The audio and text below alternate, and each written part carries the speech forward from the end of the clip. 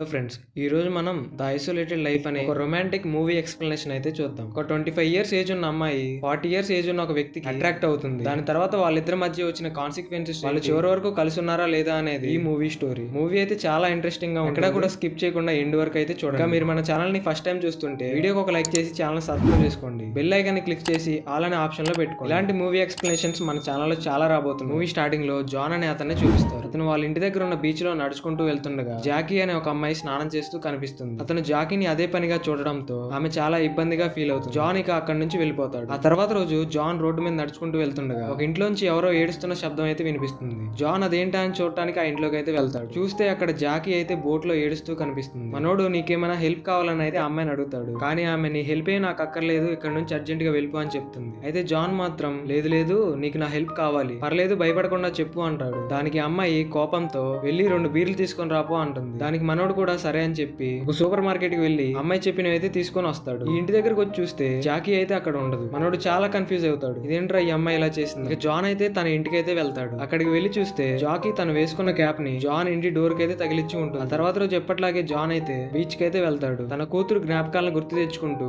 చాలా బాధపడుతూ ఉంటాడు. అప్పుడే అటు నుంచి మన హీరోయిన్ అయితే వాళ్ళ నాన్న ఇంకా తమ్ముడితో కలిసి వెళ్తూ ఉంటుంది. మనోడు ఆమెను పలకరిస్తే ఆమె తనకి రిప్లై ఇవ్వకుండానే వెళ్తూ ఉంటుంది. అది చూసిన వాళ్ళ నాన్న ఎవరతనో నీకు అతను ముందే తెలుసా అని అయితే అమ్మాయిని అడుగుతాడు. కానీ జాకీ అయితే ఏం రిప్లై ఇవ్వకుండా ఇంటికైతే వెళ్తుంది. ఆ రోజు నైట్ జాకీ వాళ్ళ నాన్న జాన్ ఇంటికైతే వచ్చి ఉంటాడు. మా అమ్మాయి జరిగిందంతా చెప్పింది. మీరు మా అమ్మాయికి హెల్ప్ చేద్దాం అనుకున్నారంట కదా, అందుకు చాలా థ్యాంక్స్. మీరు రేపు మా ఇంటికి బ్రేక్ఫాస్ట్ కి వస్తే బాగుంటుంది అని చెప్పి జాన్ ని తన ఇంటికి ఇన్వైట్ చేస్తాడు. సరేనని జాన్ కూడా ఆ తర్వాత రోజు బ్రేక్ఫాస్ట్ కి అయితే వాళ్ళ ఇంటికి వెళ్తాడు. జాకీ వాళ్ళ నాన్న చాలా స్ట్రిక్ట్. అతను దేవుణ్ణి చాలా నమ్ముతాడు. అతనికి మోడర్న్ కల్చర్ అంటే అసలు ఇష్టం ఉండదు. వాళ్ళు బ్రేక్ఫాస్ట్ చేస్తూ ఉండగా జాకీ వాళ్ళ తమ్ముడైతే మొబైల్ లో పాటలు వింటూ ఉంటాడు. వాళ్ళ నాన్న అయితే అతని పైన కోప్పడతాడు. దానికి జాకీ కూడా గట్టిగానే సమాధానం చెప్తుంది. జాన్ ని వాళ్ళ ఇంటి దగ్గర నుంచి తీసుకుని బయటకి అయితే వెళ్తుంది. అలా వాళ్ళిద్దరూ నడుచుకుంటూ ఒక అడవిలోకి అయితే వెళ్తారు. జాన్ తో కలిసి స్మోక్ చేస్తుంది. అప్పుడు జాన్ ఇలా అంటాడు, ఇదంతా మీ నాన్నకి తెలిస్తే చాలా బాధపడతాడు కదా. అప్పుడు ఆ అమ్మాయి, మా నాన్నకి ఇలాంటివేమీ ఇష్టం ఉండదు, ఇంకా మా మీద ఎప్పుడూ కోపడుతూ ఉంటాడు, అప్పుడప్పుడు ఆయనకు తెలియకుండా ఇలా తాగుతూ ఉంటానని చెప్తుంది. ఇంతకు ముందు మా నాన్న మాతో ఫ్రెండ్లీగానే ఉండేవాడు, కానీ ఒక రోజు జరిగిన ఇన్సిడెంట్ వల్ల ఆయన ఇలా చేంజ్ అయిపోయారు. ఒక రోజు మా ఇంట్లోకి కొంతమంది దొంగలు వచ్చారు.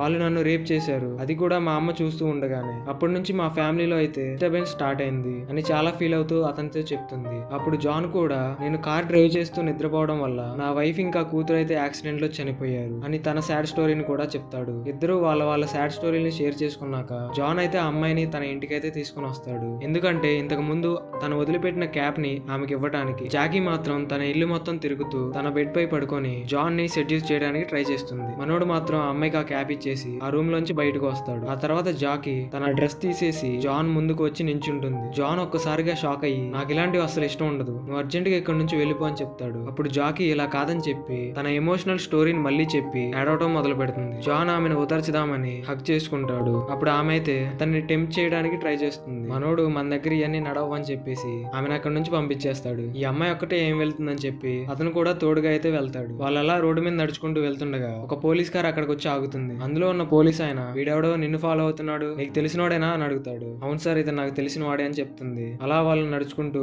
ఒక అడవిలోకి అయితే వెళ్తారు. ఒక మంచి వ్యూ పాయింట్ దగ్గరికి అయితే వెళ్లి ఇద్దరు కూర్చుంటారు. మళ్ళీ జాకీ జాన్ ని టెంప్ట్ చేయడానికి ట్రై చేస్తుంది. మనోడు మళ్ళీ నో చెప్పడంతో అక్కడ నుంచి అయితే అడవి లోపలికి వెళ్తారు. మ్యాటర్ ఏంటంటే జాకీ జాన్ కి బాగా అట్రాక్ట్ అయిపోయి ఉంటుంది. ఇక్కడ కూడా జాన్ ని ఆమె టెంప్ట్ చేయడానికి ట్రై చేస్తుంది. ఈసారి మాత్రం మనోడు వెనక్కి తగ్గకుండా ఆమెతో అయితే ఇంటిమేట్ అవుతాడు. ఇంతలో వాళ్ళకి ఎవరియో మాటలు వినిపిస్తాయి. వాళ్ళు ఎవరో కాదు, జాకీ వాళ్ళ నాన్న ఇంకా తమ్ముడు. వీళ్ళిద్దరూ చేసింది వాళ్ళు చూసారేమోనని చాలా టెన్షన్ తో అక్కడ నుంచి పరుగులు తీస్తారు. మనోడైతే తన ఇంటికి వెళ్లి ఏకంగా బట్టలు అయితే సర్దుకుంటాడు. ఎంత వీలైతే అంత తొందరగా ఈ ప్లేస్ నుంచి వెళ్దాం అనుకుంటాడు. సడన్ గా బయటకు వచ్చి చూస్తే జాకీ వాళ్ళ నాన్న అయితే కనిపిస్తాడు. మనోడిక, నేను దొరికేశాను రా బాబు, వీళ్ళ నాన్న నన్ను చెక్ చేస్తాడు అనుకుంటాడు. ఏదైతే అదేంది, ముందెళ్ళి మాట్లాడి కన్విన్స్ చేద్దాం అనుకుంటాడు. వాళ్ళ నాన్నతో ఏంటండి ఇలా వచ్చారని అడుగుతాడు. మరేం లేదండి, మీరు ఈ నైట్ మా ఇంట్లో డిన్నర్ కి రావాలి అని వాళ్ళ ఇంటికి డిన్నర్ కి ఇన్వైట్ చేస్తాడు. అప్పుడు మనోడు, ఓహో మన మ్యాటర్ ఇంకా తెలిసినట్లేదు, బతికిపోయారా బాబు అనుకుంటాడు. డిన్నర్ కే కదా, వస్తానులేండి అని చెప్తాడు. ఆ రోజు నైట్ డిన్నర్ కి అయితే వెళ్తాడు. ఆ డిన్నర్ చేస్తూ ఉండగా జాకీ మళ్ళీ మనోడిని టెంప్ట్ చేయడానికి ట్రై చేస్తుంది. మనోడు మాత్రం ఏం తెలియనట్టయితే చూస్తాడు. ఇక చేసేదేమీ లేక ఆమె అతని తమ్ముడితో పాటు వెళ్లి టీవీ చూస్తుంది. ఆ తర్వాత రోజు ఉదయం జాకీ హడావిడిగా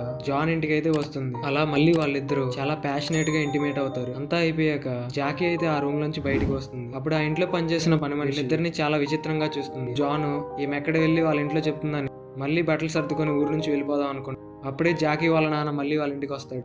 అతను చాలా హడావిడిగా మా అబ్బాయి 2 గంటల నుంచి కనిపించట్లేదు, అతన్ని వెతకడానికి మీరు హెల్ప్ చేస్తారా అని అడుగుతాడు. జాన్ కూడా అతన్ని వెతకడానికి వాళ్ళతో పాటు వెళ్తాడు. ఎంత వెతికినా సరే అతనైతే దొరకడు. అప్పుడు జాన్ అయితే తన ఇంటికి వెళ్తూ ఉండగా ఆ ముందు కనిపించిన పోలీస్ ఆఫీసర్ అయితే తనని కారులో ఎక్కించుకొని, ఇలా చూడు, ఇంకెప్పుడు ఆ ఫ్యామిలీతో తిరక్కు, నాకు నీ మీదే డౌట్ గా ఉంది, నువ్వే వాడిని కిడ్నాప్ చేసి ఉంటావని వార్నింగ్ ఇస్తాడు. అప్పుడు మనోడు నాకేం తెలియస్తారని చెప్పేసి ఆ కారులోంచి దిగి తన ఇంటికైతే వెళ్తాడు. ఆ తర్వాత రోజు అతను స్విమ్మింగ్ చేస్తూ ఉండగా జాకీ అయితే అక్కడికి వచ్చి అతనితో పాటు స్విమ్మింగ్లో జాయిన్ అవుతుంది. నువ్వు నన్ను ఈ ఊరు నుంచి తీసుకువెళ్ళు, నాకు ఇక్కడ బతకాలని అస్సలు లేదు, పదా మనం ఇక్కడ నుంచి ఎక్కడికైనా వెళ్ళి చాలా సంతోషంగా బతుకుదామని చెప్తుంది. మనోడు కూడా ఆలోచిస్తూ ఉంటాడు. ఈ లోపల అక్కడికి జాకీ వాళ్ళ నాన్న ఇంకా పోలీస్ ఆఫీసర్ అయితే వస్తారు. ఫైనల్గా వాళ్ళ నాన్నకి వీళ్ళిద్దరి మధ్య జరుగుతుంది తెలుస్తుంది. అప్పుడు అతను మనోడిని కుక్కను కొట్టినట్టు కొడతాడు. మనోడు అక్కడి నుంచి తప్పించుకొని తన ఇంటి దగ్గరికి వెళ్ళి అయితే డోర్ తీస్తాడు. డోర్ తీయగానే అక్కడ ఒక బఫూన్ కోత అయితే ఉంటుంది. వెనక నుంచి జాకీ వాళ్ళ నాన్న అతని పైకి రాయి విసరడంతో ఆ రాయి మిస్ అయి వెళ్ళి కోతికి తగులుతుంది. ఈ కోతులకి ఏంటంటే చాలా కోపం ఎక్కువ. అది జాకీ వాళ్ళ నాన్న పైకి వెళ్ళి దాడి చేస్తుంది. అతన్ని రక్తం వచ్చేలా కరుస్తుంది. మనోడు దాన్ని అయితే తరిమేస్తాడు. ఈ లోపల అక్కడికి జాకీ ఇంకా పోలీస్ ఆఫీసర్ అయితే వస్తారు.